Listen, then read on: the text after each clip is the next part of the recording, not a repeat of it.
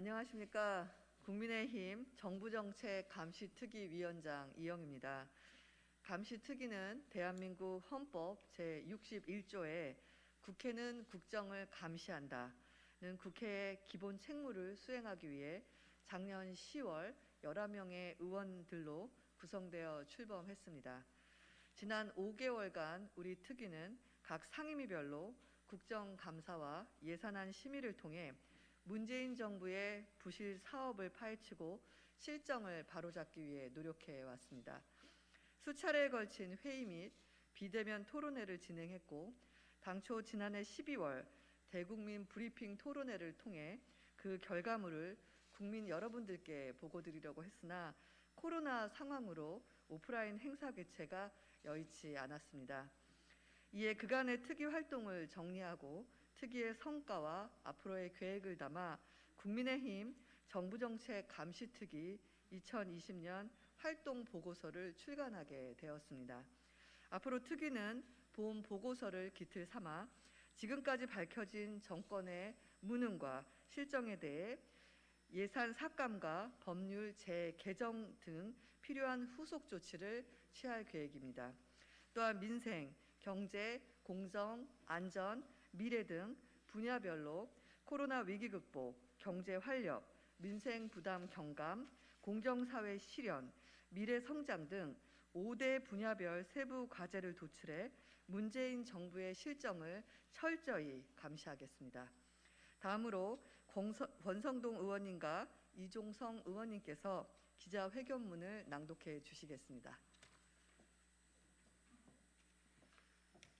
존경하는 국민 여러분, 국민의힘 정부정책감시특별위원회의 2020년 활동 상황을 보고드리겠습니다.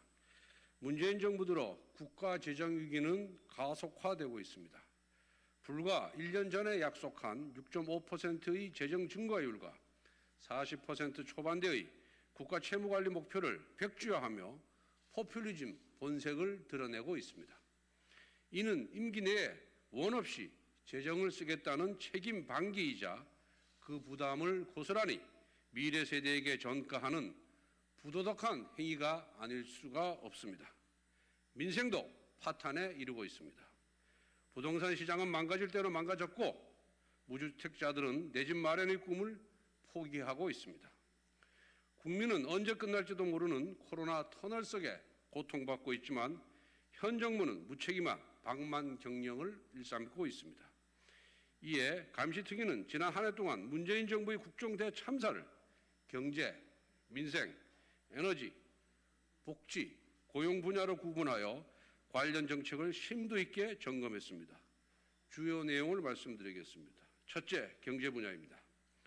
먼저 코로나 국난을 극복하고 대한민국 미래 100년을 설계하겠다던 한국판 뉴딜 사업의 실체를 말씀드리겠습니다.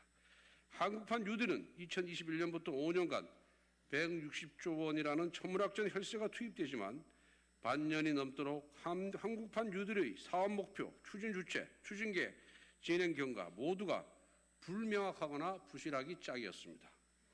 지난해 3차 추경을 통해 대거 포함된 한국판 뉴딜 사업 중 예산 실집행이 완료된 것은 고작 35%에 불과한 것으로 드러났으며 지역 균형 뉴딜이라는 새 문패를 달았지만 과거에 존재했던 사업들을 이름만 바꿔 재탕한 사례가 대부분입니다.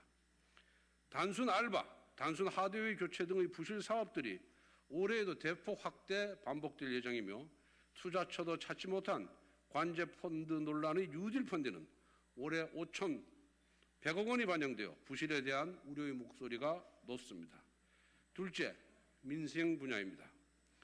내놓는 대책마다 실패하고 있는 문재인 정부의 부동산 정책 문제점을 진단하겠습니다. 지난해 전국 집가 상승률은 5.36%로 9년 만에 최고 상승률을 경신했고 2020년 12월 주택가격 전망 소비자 동향지수는 통계 작성 이래 최고치를 기록했습니다. 규제 일반도의 부동산 정책은 서울 수도권 집값급 등 수도권 지방 간 양극화를 심화시켰고 임대차 3법 졸속 입법으로 임대인과 임차인의 갈등은 날로 심화되고 있습니다.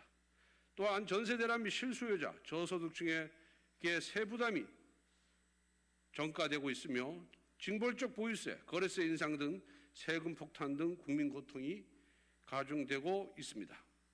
땜질식 부동산 대책의 남발과 허울뿐인 공급 대책으로 부동산 시장은 비정상으로 치닫고 있습니다.